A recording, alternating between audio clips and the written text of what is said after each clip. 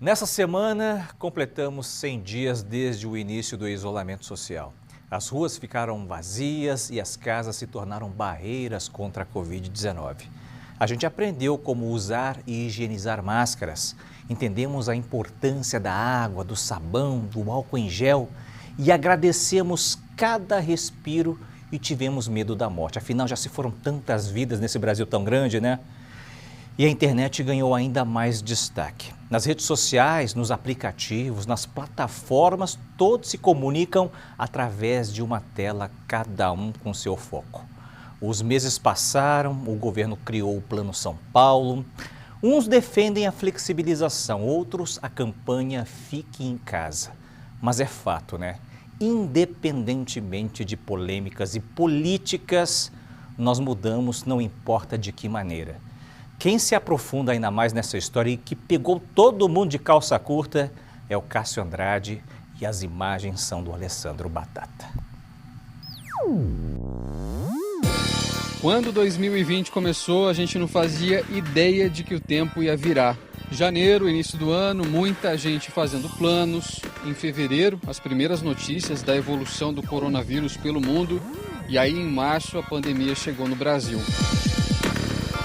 A partir dali, o ritmo nas cidades mudou e está assim desde então. A gente está mais tempo em casa para aproveitar a família, para se distrair e por que não para passear, mas sem sair do sofá.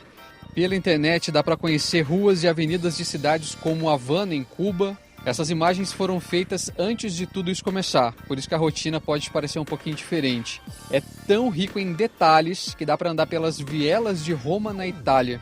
E por que não aproveitar e visitar o famoso Coliseu? A gente conversou com um mogiano que embarcou nessa aventura digital, digamos assim. Vi Toronto, vi Lisboa, Londres e Kiev também, até Kiev eu vi. É muito legal, o jeito que a plataforma permite que a gente olhe, né? Ela coloca a perspectiva de primeira pessoa, então realmente parece que a gente tá lá no lugar. A quarentena mudou tanto o nosso dia a dia que até quem estava acostumado a registrar a rotina das pessoas estranhou. O Pedro é fotógrafo desde 2013 e registrou alguns momentos dessa quarentena. A mais marcante foi essa. Fotografar os coveiros lá do Cemitério da Saudade, para mim foi assim chocante. Ver eles abrindo as covas, eles abriram lá acho que 600 covas, né? E eu fotografei eles dentro das covas, né? Abrindo ali os espaços ali. Para mim, ver esses caras... é um mix, né, de sensações, porque, querendo ou não, eles estavam trabalhando, então, entre aspas, eles estavam felizes, porque no momento desse eles estavam conseguindo trabalhar e ter um emprego e né, levando o sustento para a família deles, mas, por outro lado, eles estavam abrindo cova para colocar as pessoas que não estavam acreditando no que estava acontecendo, né? Então, fotografar esses coveiros, uns caras, assim, batalhadores, incríveis, com histórias de vida, fotografar eles ali dentro das covas, para mim, foi bem chocante. Assim como todo mundo, ele também encarou os 100 dias. Você sentiu esses 100 dias assim? Passou para você? Foi fácil? Eu senti porque eu vejo as pessoas na rua. Então, assim, eu lembro do primeiro dia que eu fui fotografar a rua com todos os EPIs, né, máscara, luva, tudo isso a gente faz, obviamente, né, vocês também fazem isso, vocês sabem como é que funciona. Então, eu senti que passou porque eu vi a evolução nas minhas fotos. Esse período também foi diferente para a gente, que assim como muitos profissionais não pararam de trabalhar, médicos, enfermeiros, policiais, a nossa missão foi mostrar para você como é esse novo normal. A gente mostrou, por exemplo, que lá no começo da quarentena, o comércio teve que fechar por uma questão de segurança, que a tecnologia mostrou para as pessoas um novo jeito de fazer negócio e que a internet se mostrou uma grande aliada em diminuir as distâncias, num período onde o isolamento social é tão importante. A gente viu a escola, por exemplo, ficar mais próxima do aluno que está estudando em casa. Até mesmo a nossa rotina mudou. A gente que estava acostumado a conversar com você na sua casa, na rua, no centro da cidade, no seu trabalho. Por enquanto, a gente tem se falado pelo computador, pelo celular. Nesses 100 dias, a gente viu na prática o real significado da palavra empatia.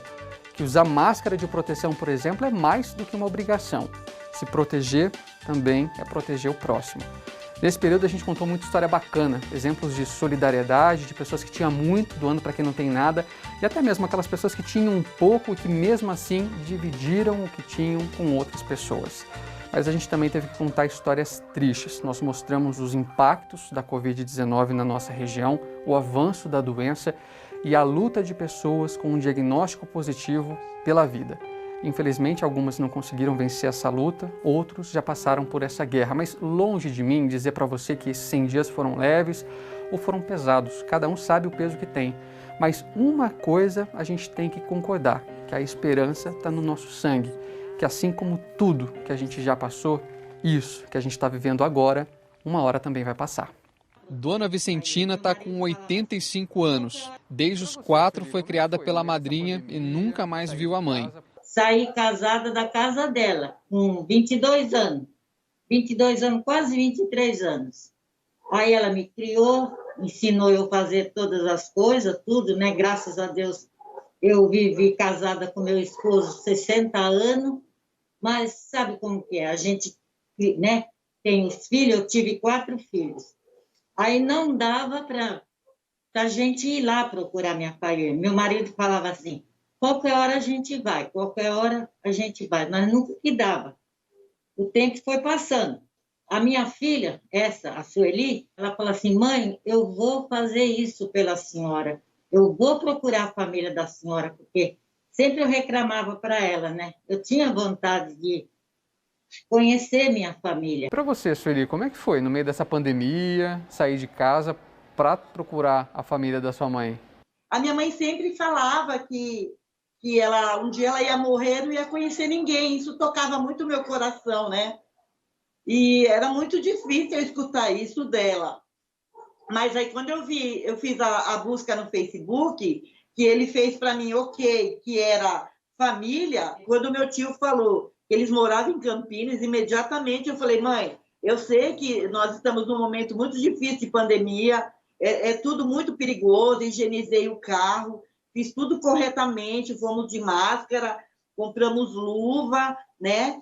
E partimos para lá. A história teve um final feliz no começo do mês passado. Depois de algumas viagens e muitas pesquisas, tudo durante a pandemia, elas conseguiram reencontrar os parentes. Foi tão emocionante que tinha hora que eu chorava, eu não parava de chorar.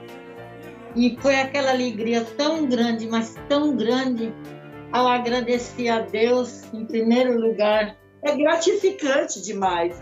É algo assim, eu vejo assim no Facebook tantas pessoas que procuram as famílias, sabe? Eu já postei alguns grupos que eles procuram família, para que ninguém desista dos sonhos, né? Porque para mim foi algo assim maravilhoso. Depois de 85 anos, você encontrar uma família todinha, né? Que você não tinha esperança, não sabia onde que estava. Assim, eu digo assim para todo mundo, para ninguém desistir dos sonhos, porque tudo é possível quando a gente luta, né?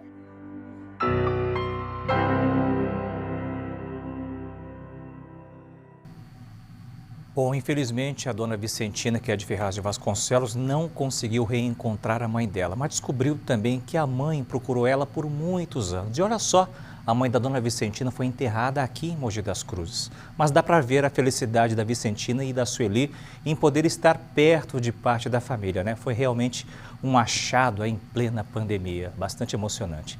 E ainda sobre esse assunto, a gente fala ao vivo com Cássio Andrade. Cássio, parabéns pela reportagem. Bom, o novo coronavírus trouxe mudanças bruscas, né?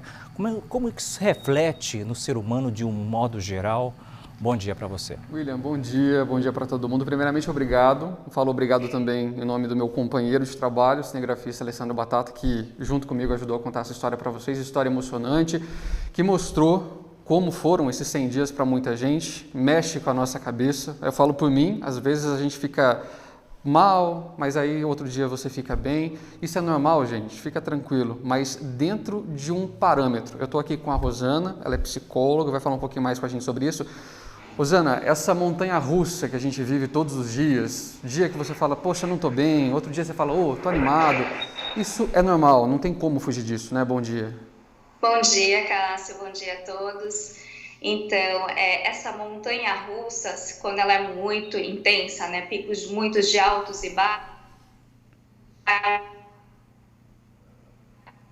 a normalidade, quando a gente fala, hoje eu acordei meio mais desanimada, mais para baixo, ok, né, porque isso aqui, essa leve oscilação, ela é normal dentro a gente não tem uma vida linear, logicamente falando, mas se a gente for permear, navegar entre essa linha, né, um pouquinho para cima, às vezes um pouquinho para baixo, tá tudo bem, né? O que não pode estar oscilando demais. Um dos motivos que levou a essa montanha-russa é a quebra da rotina. A gente está acostumado a levantar cedo, sair para trabalhar. A partir do momento que não faz mais isso, dá a impressão que o tempo parou.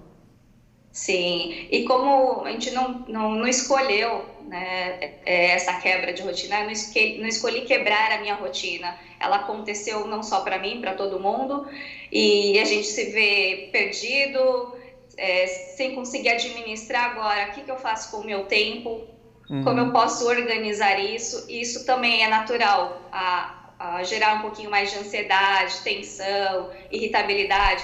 Para muita gente também o tédio. Sim, né? A gente vê que muitas pessoas acabam não querendo trocar a rotina, né? Porque estava acostumada com uma vida, vê agora dentro de casa, não entendem que não fazer, que fazer nada também é fazer alguma coisa. Mas enfim, a partir de agora, eu devo olhar esses 100 dias com um peso na consciência do tipo, poxa, não aproveitei, ou daqui para frente é um ponto e vírgula, história que segue? Primeiro, eu acho que a gente deve aceitar aquilo que é no momento, né? Se a gente ficar ruminando, criando uma resistência, brigando, eu não quero quebrar essa rotina, eu quero viver aquela minha rotina que eu tinha, vai gerar mais sofrimento. Então, primeiro, a aceitação do que é no momento, né? A vida está desta forma.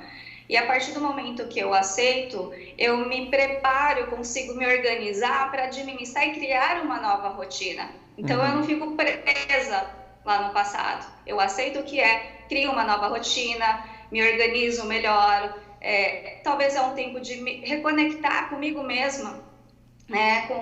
E, de repente, olhar, poxa, aquele tempo atrás que eu dizia, eu não tenho tempo para isso, eu não tenho tempo para aquilo. Será que agora eu não posso fazer essa pausa? E olhar para dentro de mim, né? E me reconectar com as coisas que realmente me fazem sentido, o que me faz bem. Eu sei que o tempo é muito relativo, o tempo gasto, né? Muito relativo para cada um. Para algumas pessoas realmente está fazendo muita falta sair, encontrar as pessoas, abraçar. Mas talvez é um momento que a gente pode ter de oportunidade para mergulhar um pouquinho mais e quais as outras possibilidades que temos para que talvez para mim faça muito sentido, talvez resgatar coisas que eu gostava muito, deixei de fazer por conta da vida frenética que a gente acaba levando. Então talvez esse seja o momento dessa pausa e de me resgatar, né? Resgatar as coisas que eu gostava tanto de fazer e não estava mais fazendo, ouvir música, conversar com a família, com os amigos ali, talvez de uma forma diferente, mas não deixar de fazer isso. E também, se não quiser fazer nada, tudo bem, tá tranquilo, é aceitável, né? Sim, a gente fica numa cultura de não fazer nada, parece ser muito ruim, mas não, às vezes pode ser muito bom também, né? Rosana, obrigado, viu? Bom trabalho para você e se cuida, principalmente. Cuide-se por aí, gente. Obrigado, tá aí, gente, tá aí, William. Independente, né, do quanto tempo isso vai demorar para passar, cabeça no lugar, respira e entenda, gente, que fazer nada também é fazer alguma coisa. Se você está passando por um momento complicado, calma, respira, vai passar. E muita paz nessa hora também, né, Cássio? Obrigado pelas informações, bom dia de trabalho para você, valeu.